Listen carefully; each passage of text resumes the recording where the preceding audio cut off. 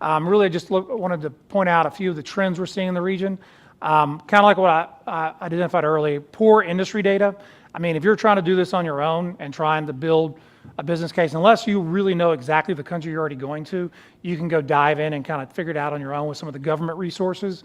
But I'll tell you, I mean, it's a challenge for us, and this is what we do for a living. So just be aware that, finding data on the internet is very dangerous and, is not always accurate. So you need to be careful with that.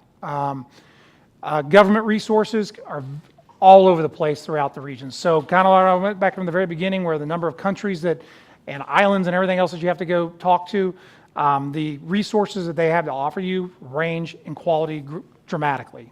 So you can never, we were talking earlier, I had a project going on in Uruguay and I had a client going down to visit and I couldn't even get anyone to reply or send us a response from the government agencies or anything. And so I reached out to Kirk and Kirk set me up with some of his contacts and he was like, that's kind of tough down there. And so, I mean, it's just very challenging. So it's really hit or miss on where you're going. So, and you got to find the right organizations.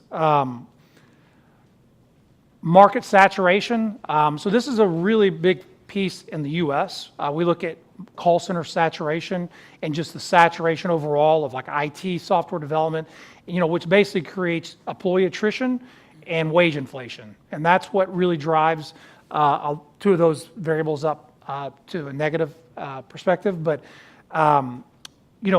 places like Costa Rica have become very saturated. So that's why the captives are coming in. They're stealing all the labor from the outsourcers, and and now there's KPO type operations coming in, and so just the chain just moves up. Everyone's moving up the supply chain on the quality of labor and what they're looking for, and so you really need to carefully analyze who's there and what they're doing, and obviously across Latin America, there's some markets that have no one, there's some that have a lot of competitors. You just need to be aware of who they are. Next wave cities, we're definitely seeing a trend now to where a lot of the big companies that have come in and planted their flags. I mean, Jamaica's a great example where they, originally Montego Bay was originally kind of the main hub there, and now, a lot more companies have definitely taken over Kingston now, and I believe there's another market, correct me if I'm wrong, is St. Catharines. St. Catharines, right. So that's what's happening and that's happening in Colombia as well.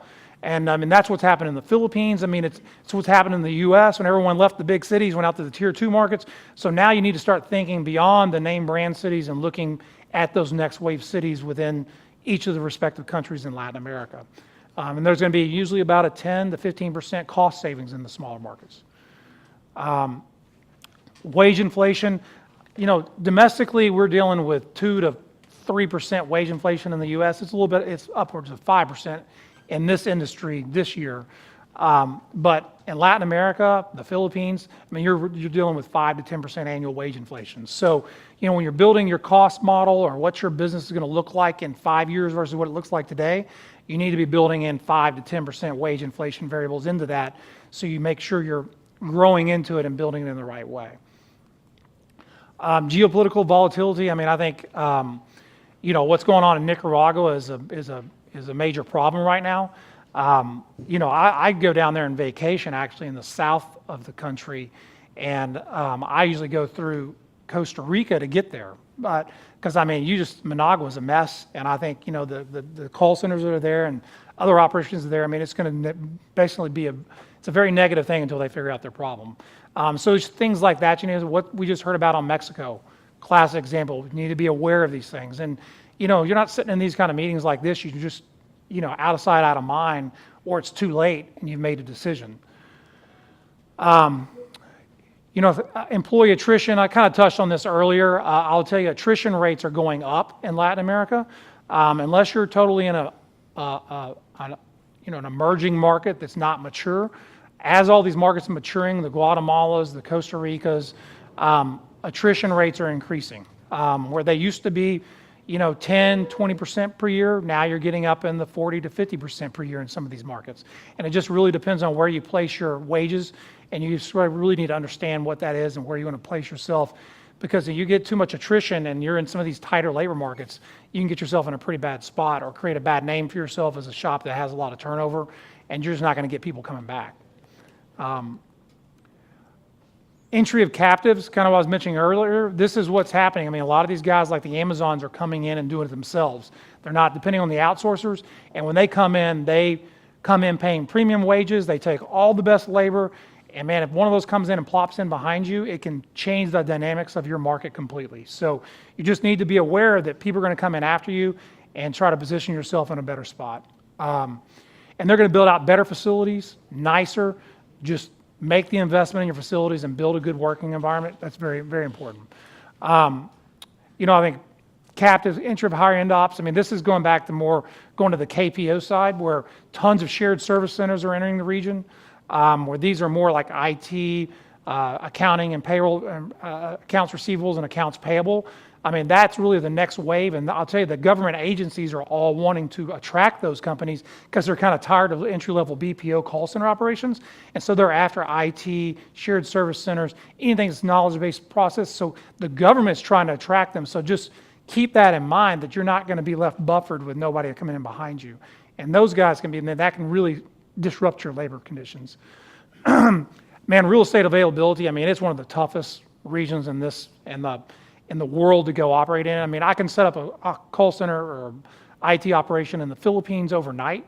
You go into Latin America, I mean, or the Caribbean, either there's no buildings at all to consider, or the ones you do, they're going to give you a really run-down facility, and you have to pay for 100% of the improvements. So you're ultimately doing all the improvements. Like here in the U.S., you get a tenant improvement allowance from a landlord. There, you're not. You're getting literally a bare shell building, and then you just write the check for all you're going to invest in it, and you're even paying a premium on the rental rate of the office building. So it's a very capital intensive endeavor to go set up an operation down there, and not to mention hard to find the buildings. I think that goes back to the market entry costs. Same thing I was just saying. The barrier of entry, in my opinion, is the capital expenditure to get in there and get operating. Finding places where they have a building that works for you, that the infrastructure is already brought to it without just having to reinvent the wheel. It's very challenging, and so I think it's very daunting and hard for companies to go in there and set up. But you need to have your pocketbook ready because you're going to have to write some checks to enter in. I can tell you, I mean, a lot of markets you're having to even bribes and all that is not abnormal to see that happen in some of these regions. If you want to get your equipment shipped in, you're going to have to pay somebody off to get it to your office. So it's not unusual in some of these countries. And then seat leasing, I'll tell you, this is one of the biggest things that's emerging. So in the Philippines, they've been doing this for a number of years, and just in the last 4 to 5 years, you saw some of the first firms like Laris International, who's now ERC BPO. They were over in the Dominican. There's 2 or 3 other providers in the Dominican now as well, and this is where someone will funnel, or he right here in Mexico, and Hermosillo will do the same thing. They'll finance all the improvements and build out and set up your facility, and then you just move in and operate your operation.